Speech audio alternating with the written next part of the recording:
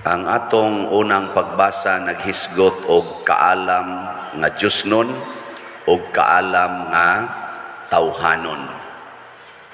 Hain may mapuslanon nga kaalam, ang kaalam nga Diosnon o kaalam nga tawhanon. Kaibaw kay mo ana, din agid mo mailan. Ditso gidayon ta kaalam nga Diosnon.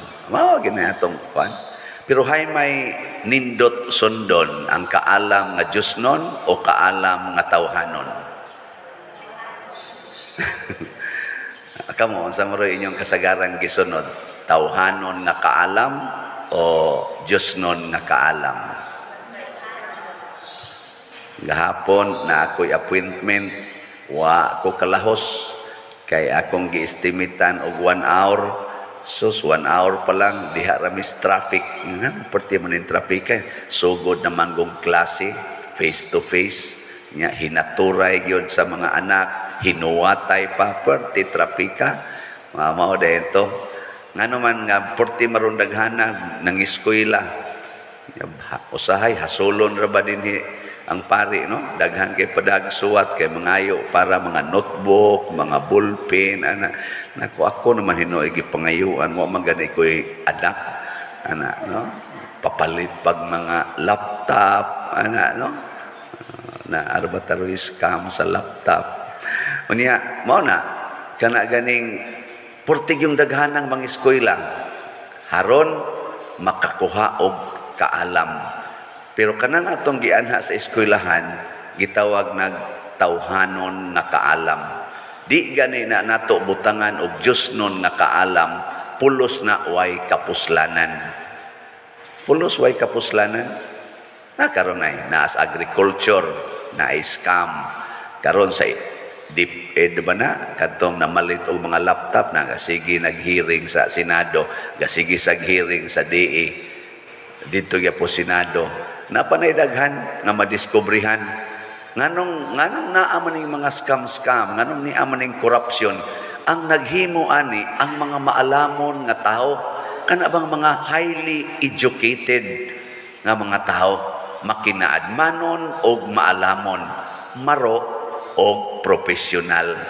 Mo na sila gitawag og mga profesional nga maro. Na pero ang kaalam nga Diosnon mga igsoon, unsa may kalainan niya? Ang kaalam nga Diosnon pirming naghuna-huna unsay judgment sa Ginoo. Ang kaalam nga tawhanon gahuna-huna lang unsay judgment sa tao. Basta dili gani masakpan or muuyon ang kadaghanan nga mga tao, okay nas mga tao, okay nas katilingban, hala, go, okay ra lagi na. Kaya wala na problema. Hindi siya magpuyo-puyo raman mi, wa pa mamikasal, ay okay ra na, uso na karon, dili na siya, wala na problema. Nya mas nindot sa nang puyo-puyo, kay di na mo magkauyon, dali ra pagbuwag.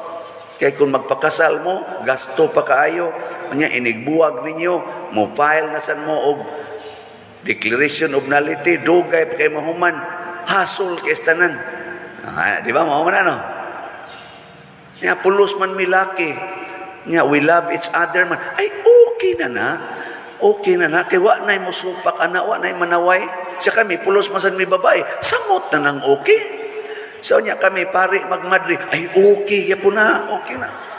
Wala na problema kay okay na ang katilingban. Din agyod mangutana, okay nis Ginoo? Ang Ginoo nga nagtan-aw sa atong gibuhat nga nahibaw sa tanan, okay ka ni niya? Muuyon kang Ginoo ani? Nga uyab pa man mi magsige mig tinukangay. Puro mamilaki, puro man mi babae, magsigi mi og kinuotay. Okay ni sa Ginoo. Kaming mga pari og madre nga mi commit sa virginity, celibacy og poverty. Okay ra ni nga mag-date-date pod mi. Inana ba? Yang sa may tubag. Kanang bana nga magsigi og tan-aw sa silingan, magsigig tanawan ng TikTok, okay ra na. Ang saka, isang sa naano, naraman na sa screen, igo raman tan ni tanaw, pero pangutan ang Ginoo, okay ba na? Anang asawa nga magsigig pa sexy, yang mag-short-short, pag mugbo kayo, pakita-kita, padinisdughan, niya, ikuyog sa niya iyang bana, ang bana gusto sa kaistanan, nga mo na inaong siyang asawa, paangkason, pas motor, mag-igwad na, nangakita na diring, hapit, mutanaw sa dahi pare. Adi kakakita nga, magduol mamudi sa kalsada. Kanya kung imo ng asawa, imo na paangkason, kanang okay ra na nimo, bana? Nga hapit na way tabon ang lawas sa imong asawa? Kanang mga tato sa atong lawas karon nga ang hapit tibuok lawas gipintala na, okay ra na siya sa Ginoo? Ang gibuhat nga panit sa Ginoo, ibong pintalan, kay art lagi, okay ra na. Mao na atong pangutana. Nya kung mogamit tag tawhanon nga kinaiya, pirmi gid nang okay. Pero mogamit ta og Dios non na kana ganing kaalam, ana dayon. Mao na si San Pablo niingon siya, ang kaalam niining kalibutan na binuang sa Ginoo. Ang binuang sa Ginoo nga atong gitan-aw nga binuang sa Ginoo, labaw kaayo sa kaalam sa tao. Hasta gani ang kahuyang sa Ginoo, labaw kaayo sa kalig-on or kusog na tawhanon. Sama nang Russia o Ukraine. Aron magmalinawon, kinahanglang gubaton. Kinahanglang gubaton aron magmalinawon. Tanawa ang sa nahitabo. Pulo sila mga lig-on og armas, pulo sila mga banggiitan nga mga nasod. Tanawa kung sa nahitabo sa ilang katawhan. Ang uban nangamatay, ang uban wala na yung mga Pinoy-anan, ang uban nagdepresyon na tungod sa kasakit o kalisod sa kahimtang. Tungod na sa ilang kalig-on nga tawhanon. Mao na resulta. Unsa may gusto sa Ginoo? Huyang. Unsa man ang huyang? Mapaubsanon, humble. Sa dihang giatake si Kristo sa mga maalamon nga mga pari o mga Hudiyo, ang iyang gigamit dili kusog, pagpaubos, gugma, pagantos. Mo na nga ningon si San Pablo sa unang pagbasa, among gisangyaw si Kristo nga gilansang sa cross. Binuang kini para sa mga Hudiyo o sa mga dili Hudiyo, mga Griego, apan para sa mga taong mituo, mauni ang gahom o kaalam sa Dios. Nga kining pagantos, kining pagsakripisyo alang sa pagtuman sa atong trabaho o mga katungdanan, mauni ang tinuod nga makahatag og kaayuhan. At tanawa ning mga dalaga dinhi, ang 5 gitawag og danghag, pero danghag sila, pero sa matas kalibutan bright biato sila. Nganong bright man, wa sila magdala og additional nga lana. Nga naman, kay bawa man sila nga kasal ning atong adtuon. Nya kung kasal gani, magdali gid na ang pamanhonon og abot. Kaya nga naman, excited man. Di mga alas 12 gabi humana ng kasal kay magsugod man mga alas 6 sa gabi. Nya sila may tigsuga. Di magdalan taglana kutob alas 12 layo na kay pilargo ng kasal mga 2 hours, 3 hours. Di dali ra na.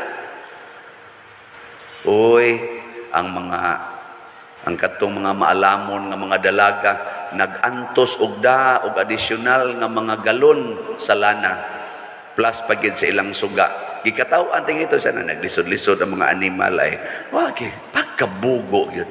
Kaysa pag magkasal og hangtod buntag, ang gada mga bugo, gadag additional. La sangki igitaw na dapat diri ana. Lain kay tan-awon. Sila hayon-hayon lang ana nga risnaw ana kay sington ta ana sington ta sus mabati atong naw madalaga gud ana Oy, na traffic man ang kaningkuan, ang pamanhunon, na traffic man. Pagka-traffic, nabuthan pagisligid ang ilang kuan balsa. Di wa nakadagan. Sus, ning abot og alas 12 gabi nakatug na sila. Pagkaabot na sa pamanhunon, uy ang ilang suga kay sige muntog siga kay araw mo tamog. Wa na may hapit lana. Gasugod ang kasal alas 12 naman hinuon, mao may pagkahurot sa ilang lana, wa na may idugang. Patay. Ana. Kasabot mo ani. Kasabot mo? Lingay mo to pa kasabot ka anang pasubingaya. Ugwa mo kasabot, danghag mo. Ingos Kristo, ang ending sa iyang pasumbingay siya mo na pagtukaw mo, pasabot, o gusto kang muhayag ang imong kinabuhi, tanawa gyud ang tibuok ngit-ngit na oras, mautoy panagani. Kung gusto kang naisuga nga di mapaong hangtod moabot na ang adlaw, tibuok gabi gyud ang budgeti og suga. Ayaw paghuna-huna nga dali raning mahuman. Tibuok yung gabi. Pasabot kung gusto tang magbinuotan, tibuok yung kinabuhi nato dinhis kalibutan. Gikan karon hangtod ta mga matay, magbinuotan gid ta. Gikan karon hangtod ko mamatay, pari gyud ko. Magbinuotan ko nga pari, di ko mo side bit nga maingon ko, ay panagsaan lang sagod. Nga mo, take sa ang madri, bitaw panagsaan sa padiroy. Dili, wag yun. Kotob yun, pagkamatay. Kamo sang mga asawa o bana, gikan karon bana, gimog asawa, hangtod pagkamatay. Ayaw pag kuang-kuan, likoy-likoy dito, kay maunay tan-ahon sa Ginoo, kung angayan bata, nga musod og langit or dili. Mao to kay, wa naman sila ilana ng gawas, pag abot sa pamanhunon, wa man sila diha, kay namalit pa maglana, niingon ang Ginoo, wa ko kailan ninyo. Kay nga ko rang nailhan, inigabot nako, kadto rang musugat nako. Ang ako rang mailhan, nga pasudlos langit, kadto rag yung igabot nako, daghagi palit nga slat. Adi, isingit na sa ning slat. Dili ba? Daghan o gibuhat, alang sa kaayuhan sa iyang isig katao. Dili mangilad, dili mamakak, dili magpahayahay lang sa kaugalingon. Sa kang San Pablo nga termino, kadto rang magantos gikan karon hangtod sa kamatayon para sa pagsangyaw o pagpuyo sa sugo sa Ginoo, maura gyud maluwas ug maunay tinuod nga maalamon.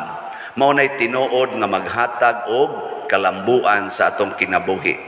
Kini karong atong mga paningkamot nga monindot ang kalibutan, pero way Ginoo nga iapil, atong isalikway ang sugo sa Ginoo, labi na ang hustisya, ang kamatinud-anon, ang pagkamapaubsanon, ang pag-antos para sa uban, ato ning isalikway na mga matay rataani, di pagita kasod og langit. Ngunang lipay tas atong nga kaigsuonan, sigig pamalit og slat dinhi, sigig tabang nato, bisag ginagmay, na sa uban dinagko, sigig yung palit, di mo hunong. Moingon day ko, congratulations. Ako ikapila naman nimong palit. Wa na ko kahibaw pa dero og ikapila ni, basta kanang naislat, ganahan jud ko mo palit, mudugang pagyog palit. Nako kanindot. Makaana sa ko aka mo dili mo malipay ana. Lipay. Pero sa ilang side, nag-antos ba yan na? Akamugod, nakapalit naman mo kasagaran. Nalayo ba ninyo nga, maglapos-lapos lang sa dunggan ang kuwan. Pero mo palit mong ginamadugay. ang ako lang ba nga, kamautang mo antos para sa uban. Aw tanawa ang sa resulta, makatukod tagdindot nga katilingban. O karon antusan tani, karong September 5, manghatag tagbugas sa atong mga pobre kaayo nga mga kaigsuonan, labing minus 2,000 ka pamilya. So panghatag mo bugas, na mo'y bugas sa inyo, usa ka kanang 5 kilo pa, dada, ihato dire. Maalamon gyud mo, maganto sa tanah pa dito, lisod biya karong panahon. ang cross ni Kristo mao ang kaalam o gahom sa Dios. Ang pag-antos mao ang kaalam o gahom sa Dios. So sulbad ginatanan nimong problema basta ka mao kang muantos para sa uban. Kana lang kay testing. That is the key nga matod pang San Pablo, binuang ni para sa mga way pagtuo, para sa mga nituo mao ni ang gahom ug ang kaalam sa Dios.